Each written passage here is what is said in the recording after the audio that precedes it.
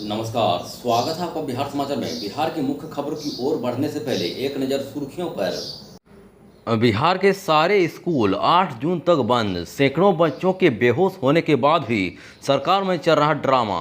के पाठक विभाग ने नहीं निकाला आदेश। चुनाव रिजल्ट के बाद बढ़ सकती है लालू फैमिली की मुश्किलें। लैंड फॉर जॉब मामले में कोर्ट ने सीबीआई को दिया बड़ा आदेश।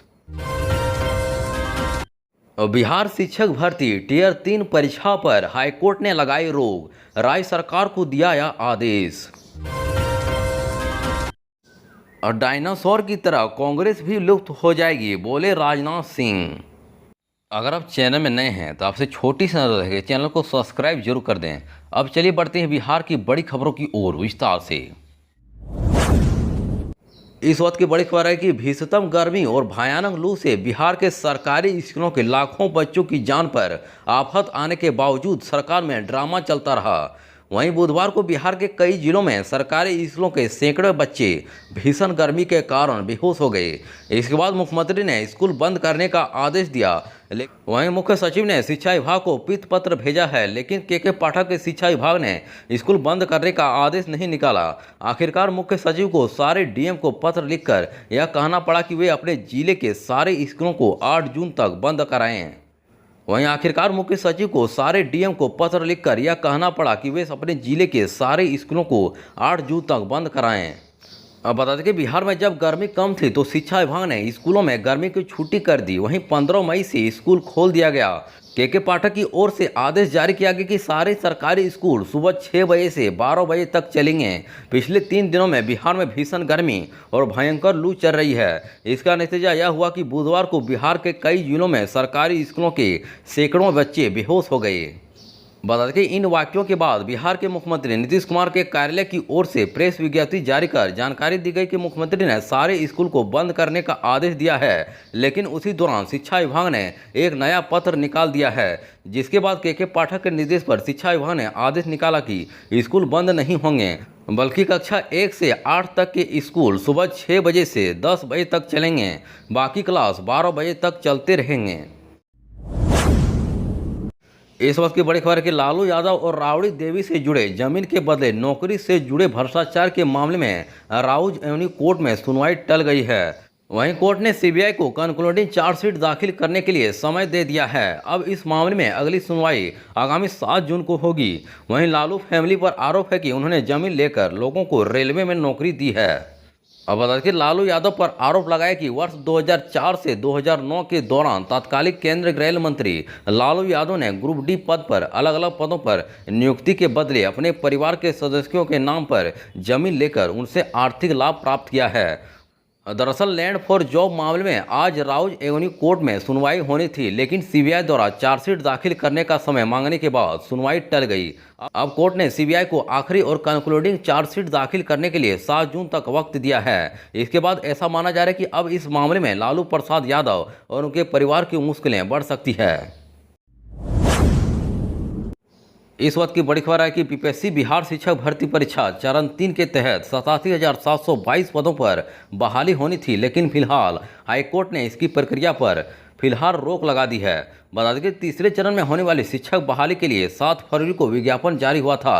वहीं विज्ञापन संख्या 22/2024 पर रोक लगाते हुए पटना हाईकोर्ट ने राज्य सरकार को गेस्ट टीचर को लेकर आवश्यक दिशा निर्देश दिए हैं। अब बता दें कि संदीप कुमार झा सहित 10 अन्य की दायर अर्जी पर सुनवाई के बाद न्यायमूर्ति अंजनी कुमार शरण की एकल पीठ ने यह फैसला सुनाया। वहीं कोर्ट ने राज्य सरकार के 1 महीने के भीतर अनुबंध शिक्षकों की तरह गेस्ट टीचरों के बारे में अंतिम निर्णय लेने को कहा है। वहीं कोर्ट ने राज्य के उच्चतर माध्यमिक विद्यालय में अतिथि शिक्षकों को बिहार लोक सेवा आयोग द्वारा प्रकाशित विज्ञापन के आलोक में शिक्षक भर्ती परीक्षाओं में वरीयता के लिए हर साल 5 अंक और अधिकतम 25 अंक प्रदान करने के मामले में राज्य सरकार को 1 माह में निर्णय लेने का आदेश पटना हाईकोर्ट ने दिया है। अब बता दें कि वहीं याचिकाकर्ता का कहना है कि अतिथि शिक्षक और अनुबंध शिक्षक दोनों बच्चों को स्कूलों में पढ़ाने का काम करते हैं, इनके बीच कोई अंतर नहीं है। जबकि अतिथि शिक्षक को रोजगार के प्रत्येक 1 वर्ष के लिए 5 अंक मिलता है, जबकि अनुबंध शिक्षकों को अधिकतम 25 अंक दिए जाते हैं। वहीं अनुबंध शिक्षकों की तरह उन्हें 25 अंक दिया जाना चाहिए। इस वक्त की बड़ी खबर है कि काराकाट से एनडीए प्रत्याशी उपेंद्र कुशवाहा के समर्थन में रक्षा मंत्री राजनाथ सिंह ने बुधवार को चुनावी जनसभा को संबोधित किया। वहीं विक्रमगंज के राजीव गांधी मैदान में उन्होंने चुनावी रैली को संबोधित करते हुए विपक्ष पर जोरदार हमला बोला। वहीं राजनाथ सिंह ने कहा कि आने वाले 10 सालों में बच्चों को यह पढ़ाया जाएगा कि कांग्रेस भी कोई पार्टी थी। जिस तरह से दुनिया में डायनासोर लुप्त हो गए हैं, उसी तरह कांग्रेस का भी नामो निशान खत्म हो जाएगा।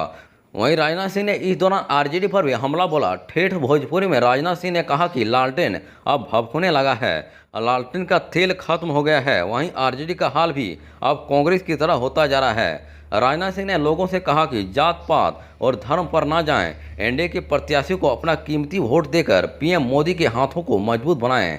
उन्होंने लोगों से उपेंद्र कुशवाहा को वोट देने की अपील भी की। इस वक्त की बड़ी खबर है कि आरा में अंतिम चरण में मतदान होने हैं। इससे पूर्व 10 साल से आरा के सांसद रहे राजकुमार सिंह उर्फ आरके सिंह के खिलाफ आरा के लोगों ने जमकर विरोध प्रदर्शन किया। वहीं लोग अपने सांसद से काफ़ी नाराज हैं। उनका कहना है कि रोड नहीं तो वोट नहीं देंगे। बता दें कि गुस्साए लोगों ने जगह जगह गुमशुदा सांसद लिखा पोस्टर भी लगाया है और अपना विरोध जता रहे हैं। वहीं भोजपुर जिले के कोलियर नगर पंचायत की मुख्य सड़क का हाल बेहाल है। यह सड़क करीब 2 दशक से जर्जर स्थिति में है। इस सड़क पर चारों तरफ गड्ढे ही गड्ढे हो गए हैं, जिससे देखने में लगता है कि यह सड़क कच्ची है। वहीं बरसात के दिनों में इस सड़क पर चारों तरफ जल जमाव की स्थिति हो जाती है, जिससे राहगीरों को इस सड़क पर चलना मुश्किल हो जाता है। समय पर इस सड़क की मरम्मती नहीं होने से सड़क पूरी तरह टूटकर बर्बाद हो चुकी है। बता दें कि सरकार बदली, शासन बदला, लेकिन नहीं बदली इस सड़क की स्थिति। वहीं जर्जर सड़क से गुस्साए वार्ड नंबर 2, 3, 5, 6 और 7 के ग्रामीणों ने सोमवार को सड़क पर उतरकर 2 बार से आरा के सांसद रहे आरके सिंह के खिलाफ जमकर विरोध प्रदर्शन किया। वहीं कोइलवर के लोगों ने बताया कि कोइलवर रेलवे स्टेशन पर यात्रियों के लिए कोई सुविधा नहीं है। जैसे रेलवे स्टेशन पर यात्री शेड न होने से यात्रियों को गर्मियों में चिलचिलाती धूप में खड़े होकर ट्रेन का इंतजार करना पड़ता है। वहीं महिलाओं के लिए शौचालय न होने से उन्हें काफ़ी समस्या होती है। यही नहीं, पहले 4-4 एक्सप्रेस ट्रेन रुकती थी, अब एक भी एक्सप्रेस ट्रेन नहीं रुकती है। एक्सप्रेस ट्रेन पकड़ने के लिए या तो लोगों को आरा जाना पड़ता है या फिर बिहटा रेलवे स्टेशन जाना पड़ता है। इस वक्त की बड़ी खबर है कि लोकसभा चुनाव को लेकर अब महज कुछ दिनों का समय ही बचा है। वहीं देश भर में अंतिम चरण का मतदान 1 जून को होना है। ऐसे में अब इस चरण के चुनाव को लेकर मौसम विभाग ने बड़ा अपडेट जारी किया है। वहीं मौसम विभाग की तरफ से यह अपडेट दिया गया कि लोकसभा चुनाव 2024 के आखिरी चरण का मतदान भीषण गर्मी के बीच होने के पूरे आसार नजर आ रहे हैं। दरअसल 7वें व आखिरी चरण में बिहार की 8 लोकसभा सीटों पर मतदान होना है, जिनमें से पटना साहिब, पाटलिपुत्र, आरा, बक्सर, काराकाट, सासाराम, जहानाबाद और नालंदा शामिल है। वहीं मौसम विभाग के मुताबिक 1 जून तक दक्षिण बिहार में भीषण गर्मी से राहत नहीं मिलने वाली है। वहीं ऐसे में 8 सीटों पर 1 जून को मतदान के लिए हीट वेव की स्थिति रहने और झुलसाने वाली गर्मी पड़ने की आशंका नजर आ रही है। इसका प्रभाव वोटिंग प्रतिशत पर पड़ सकता है। अब बता दें कि आखिरी चरण वाली बिहार की 8 सीटों पर लोकसभा चुनाव का प्रचार का दौर अंतिम चरण में है। इसी बीच भीषण गर्मी ने प्रत्याशियों और कार्यकर्ताओं के साथ ही मतदाताओं के सामने भी परेशानी खड़ी कर दी है। अब बता दें कि बीते 24 घंटे के भीतर काराकाट में 47, बक्सर में 46.4, सासाराम में 43.8, आरा में 45.6, पाटलिपुत्र एवं पटना साहिब में 42.8 और नालंदा में 44.1 और जहानाबाद में 46.9 डिग्री सेल्सियस अधिकतम तापमान दर्ज किया गया।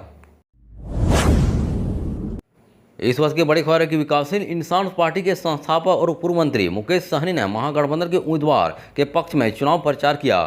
वहीं औरंगाबाद, भभुआ, रोहतास, बक्सर और पटना में चुनावी जनसभा को संबोधित करते हुए मुकेश सहनी ने कहा कि 1 जून को चुनाव के अंतिम चरण का मतदान होना है। वहीं 6 चरणों के चुनाव में बिहार के मतदाताओं ने भाजपा के लिए हिंदू मुसलमान की राजनीति को नकार दिया है। वहीं 7वें चरण में भी भाजपा की इस बांटने वाली राजनीति को मात देना है। अब बता दें कि मुकेश सहनी ने बुधवार को बक्सर, रोहतास, भभुआ, औरंगाबाद और पटना में अलग अलग चुनावी जनसभा को संबोधित करते हुए कहा कि आज संविधान की ताकत है कि एक मछुआरा यहाँ भाषण दे रहा है, लेकिन आज इसी संविधान को समाप्त कर नया संविधान लाने की साजिश की जा रही है। इसके लिए उन्होंने लोगों से संघर्ष करने का आह्वान किया।